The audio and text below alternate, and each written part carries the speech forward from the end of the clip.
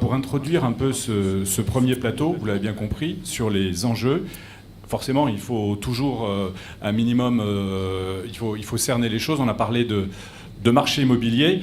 Moi, je voulais simplement introduire ce plateau, cette première séquence, avec trois idées. Si on parle de marché immobilier, c'est qu'il faut partir déjà d'un constat simple. Alors effectivement, c'est quelque chose qui peut déranger un certain nombre de personnes, mais il faut revenir aux fondamentaux. Si on parle de marché, c'est un marché qui est structuré au point de départ parce qu'il y a des propriétaires privés. Voilà, que ce soit des personnes physiques, que ce soit des institutionnels, que ce soit des sociétés, peu importe, c'est qu'il y a bien au départ la propriété privée. Et qui dit propriété privée, qui dit marché, dit aussi loi de l'offre et de la demande, avec effectivement toute la dynamique que peut engendrer la loi implacable, bien souvent, de l'offre et de la demande, mais avec aussi tous ces excès, toutes ces dérives, notamment en termes de pression sur les prix, et c'est évidemment un des enjeux essentiels de la question du logement, et plus largement de l'habitat, sur la côte basque, mais sur l'ensemble du Pays basque, avec évidemment de façon un peu différente.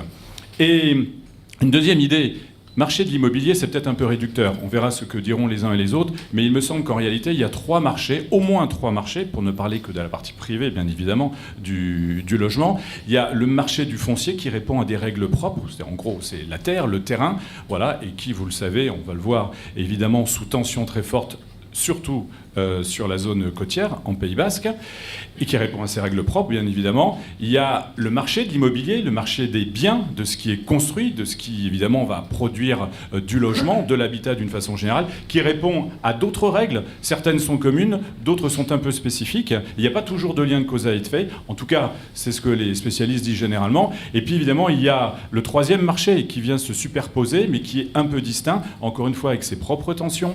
Et c'est celui, évidemment, auquel sont confrontés les demandeurs, c'est-à-dire les gens qui cherchent à se loger, c'est essentiellement le marché du locatif. Encore une fois, pour ne parler que du marché privé. Et là, ça met essentiellement, évidemment, en confrontation directe les bailleurs, propriétaires ou autres, mais les bailleurs d'une façon générale, et bien sûr, tous ceux qui demandent, qui sont les futurs locataires. Voilà, donc trois marchés, au moins trois marchés, et bien évidemment, en dehors de ce marché, mais on arrive là sur les acteurs, sur les intervenants, il y a évidemment tout le monde du logement social, qui échappe par définition, enfin largement, à cette loi de l'offre et de la demande. En tout cas, pas celle qui est dictée par le règne de la propriété privée, et puis le marché qui est évidemment le moteur premier du parc immobilier et de la location.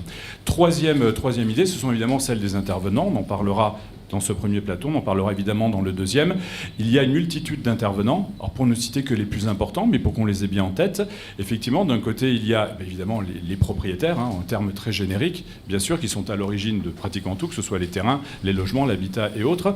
Mais il y a aussi, bien sûr, les promoteurs qui sont des acteurs importants, évidemment, fondamentaux. Quoi qu'on en pense, ils ont leur rôle à jouer, il est fondamental. Et d'ailleurs, ils n'interviennent pas que sur le marché strictement privé. Il y a aussi, ne les oublions pas, évidemment, ils sont représentés ce soir, les agences immobilières qui ont leur rôle spécifique. Alors, tantôt sur le marché du foncier, qui interviennent sur le marché de l'immobilier, sur le marché du locatif, bien sûr. Et il y a également, ne les oublions pas, ils ne seront peut-être pas ce soir représentés, les notaires, et puis bien entendu, les pouvoirs publics et les bailleurs sociaux. Mais on en parlera un petit peu plus, évidemment, sur la suite. Donc voilà, trois idées. S'il y a marché, c'est qu'il y a loi de l'offre et de la demande, avec toute sa richesse, toute sa dynamique, mais aussi tous ses effets pervers, toutes ses dérives.